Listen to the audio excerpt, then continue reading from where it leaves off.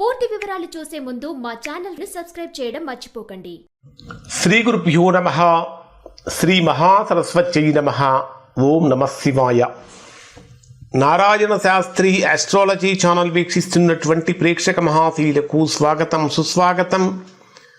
ఈరోజు మనము 2026 సంవత్సరం జనవరి 1వ తేదీ నుంచి 10వ తేదీ వరకు కన్యా రాశి వారికి ఏ విధంగా ఉంటుంది, ఎటువంటి ఫలితాలు పొందుతారు, ఎటువంటి పరిహారాలు చేసుకోవాలి, రోజువారీ ఫలితాలు ఎలా ఉంటాయో తెలుసుకుందాం.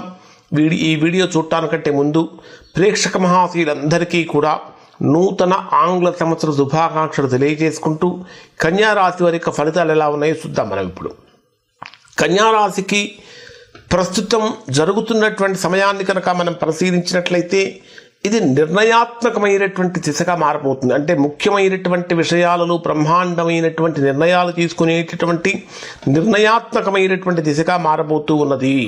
కారణం ఏమిటంటే రాస్యాధిపతి దశమస్థానాధిపతి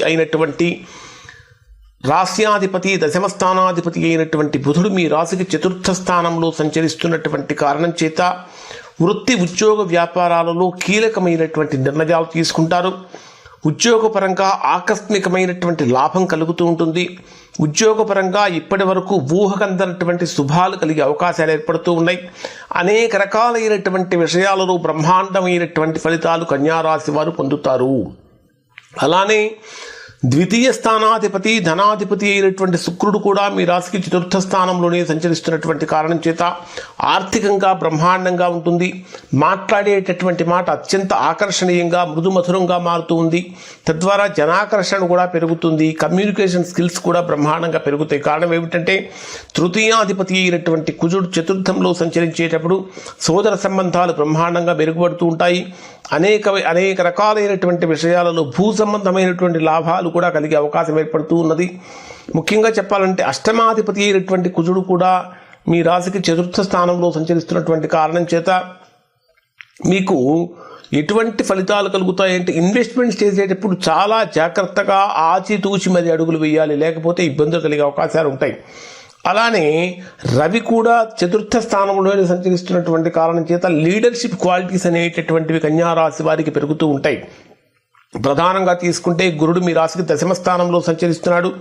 ఈ 10వ స్థానంలో సంచరించేటటువంటి గురుడు యొక్క ప్రభావం కారణం చేత కమ్యూనికేషన్ బ్రహ్మాండంగా మెరుగుపడుతుంది అని చెప్పాలి. వ్యాపార చర్చలు ఏమైనా కనుక ఉంటే అవి బాగా అనుకూలంగా మారే అవకాశం ఏర్పడుతూ ఉంటుంది. అలానే సోషల్ మీడియా కానీ మార్కెటింగ్ రంగాలలో ఉన్నటువంటి వారికి కూడా వేగం పెరుగుతూ ఉంటుంది. ఉన్నత విద్య కోసం ప్రయత్నించేటటువంటి వారికి ఉన్నత విద్య అవకాశాలు కూడా కలుగుతూ ఉంటాయి అని చెప్పాలి.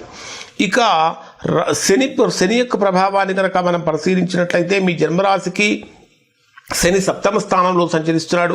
భార్య యొక్క ఆరోగ్యం విషయంలో లేదా మీ భర్త యొక్క ఆరోగ్యం విషయంలో కొంచెం జాగ్రత్తలు పాటించండి. ఇక రాహుకేతు గ్రహాల యొక్క ఫలితాన్ని కనుక మనం పరిశీలించినట్లయితే రాహుకేతు గ్రహాలు రెండూ కూడా ఎలా ఉన్నాయంటే వీరికి చక్కగా అనుకూలమైనటువంటి స్థానాలు ఉన్నాయి. అయితే శని యొక్క దశమ వీక్షణం మీ రాశికి 4వ స్థానం మీద పడుతున్నటువంటి కారణం చేత 4వ స్థానం అంటే గృహస్థానము సుఖస్థానము కాబట్టి మాతృస్థానం కూడా కాబట్టి తల్లి యొక్క ఆరోగ్యం విషయంలో కొంచెం జాగ్రత్తలు పాటించండి. శని వీక్షణం మీ రాశికి అంటే రవి బుధ కుజ శుక్ర గ్రహాలు 4 గ్రహాల మీద కూడా శని వీక్షణం ఉన్నటువంటి కారణం చేత కష్టం ఎక్కువ సుఖం తక్కువ అనేటటువంటి విధంగా ఉంటుంది. అంటే ముందు బాగా కష్టపడితేనే కానీ తర్వాత గొప్ప ఫలితాన్ని పొందలేనటువంటి పరిస్థితులు కూడా కనిపిస్తూ ఉంటాయి. కాబట్టి ఈ విషయాల్లో కొంచెం జాగ్రత్తగా ఉండండి. ఇది కాకుండా ఇంకా డిజిటల్ మార్కెటింగ్లో కానీ నెట్వర్కింగ్ రంగాల్లో ఉన్నవారు కానీ సాఫ్ట్వేర్ రంగంలో ఉన్నటువంటి వారు కానీ ఆకస్మికమైనటువంటి అవకాశాలు కూడా లభిస్తూ ఉంటాయి. అయితే మోసాల పట్ల తప్పుడు హామీల పట్ల చాలా జాగ్రత్తగా ఉండాలి.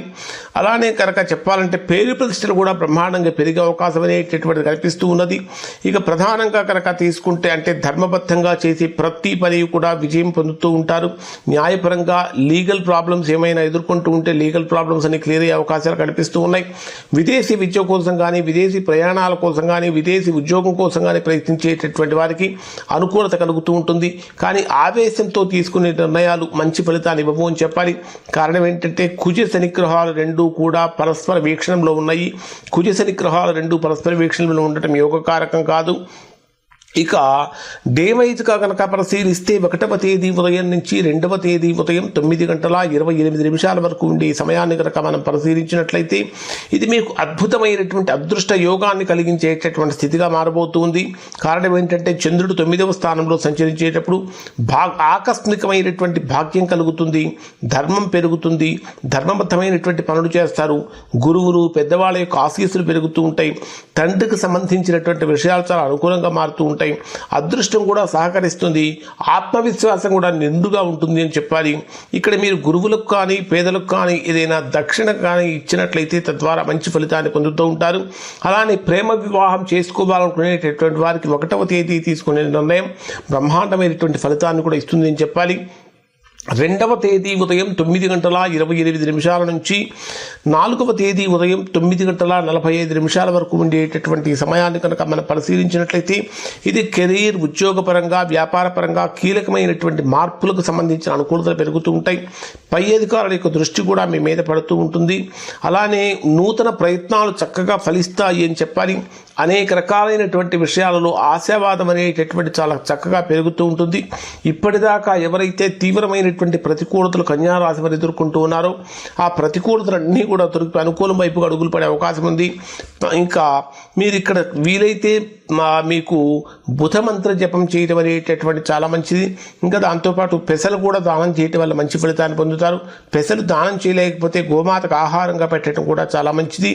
ఇక 4వ తేదీ ఉదయం 9:45 నుంచి 6వ తేదీ మధ్యాహ్నం 12:22 వరకు ఉండే సమయాన్ని కనుక మనం పరిశీలించినట్లయితే ఇది బ్రహ్మాండమైనటువంటి ఊహించని లాభాల దిశగా అడుగులు పడుతూ ఉంటాయని చెప్పాలి. ఆశలు నెరవేరే సూచనలు కనిపిస్తూ ఉంటాయి. ముఖ్యమైనటువంటి వ్యక్తుల నుంచి శుభవార్తలు అందుకుంటూ ఉంటారు. కానీ అత్యాశ పనికిరాదు. అన్నదానం లాంటి కార్యక్రమాలు కనుక చేయించినట్లయితే మంచి ఫలితాన్ని పొందుతారు. 6వ తేదీ మధ్యాహ్నం 12:22 నుంచి 8వ తేదీ సాయంత్రం 6:45 వరకు ఉండే సమయాన్ని కనుక మనం పరిశీలించినట్లయితే ఇది విపరీతమైనటువంటి మనస్థిమితం లేకుండా ఉంటుంది. అంటే ఖర్చులు విపరీతంగా పెరిగిపోతూ ఉంటాయి. విపరీతమైన ఆందోళన కూడా కలుగుతూ ఉంటుంది. ఒత్తిడి పెరిగే అవకాశాలు ఉన్నాయి. కానీ విదేశీ సంబంధమైనటువంటి విషయాలు అనుకూలత కలుగుతూ ఉంటుంది. అనవసరమైన ఖర్చులు తగ్గించుకోవాలి. శివాభిషేకం చేసుకోవడం వల్ల మంచి ఫలితాన్ని పొందుతారు. 8వ తేదీ సాయంత్రం 6:45 నుంచి 10వ తేదీ రాత్రి వరకు ఉండే సమయాన్ని కనుక మనం పరిశీలించినట్లయితే ఇది కన్యా రాశి వారికి మోస్ట్ పవర్ఫుల్ పీరియడ్గా మారబోతుందని చెప్పాలి. ఆలోచనల్లో స్పష్టత వస్తుంది. విశ్లేషణాత్మక శక్తి కూడా చక్కగా పెరుగుతుంది. జీవితానికి సంబంధించినటువంటి కీలకమైన నిర్ణయాలు కూడా తీసుకునే అవకాశం ఏర్పడుతూ ఉంటుంది. కానీ అనవసరమైనటువంటి టెన్షన్స్ అనేటటువంటివి పడకూడదు. ఓవర్ థింకింగ్ కూడా పనికిరాదు. ఇక్కడ మీరు వినాయకుడికి అంటే విఘ్నేశ్వరుడికి గరికతో కనుక పూజించినట్లయితే గరికతోటి తద్వారా మంచి ఫలితాన్ని పొందుతారు. ఓవరాల్గా కనుక పరిశీలించినట్లయితే కన్యా రాశి వారికి సహనము ప్లస్ స్పష్టమైన ఆలోచనలతోటి సరైనటువంటి నిర్ణయాలు తీసుకునేటటువంటి విధంగా ఉంటుంది. ఇది మీ జీవితానికి టర్నింగ్ పాయింట్గా మారబోతుంది అని చెప్పాలి. ఇవి కన్యా రాశి వారికి సంబంధించినటువంటి ఫలితాలు. శుభం.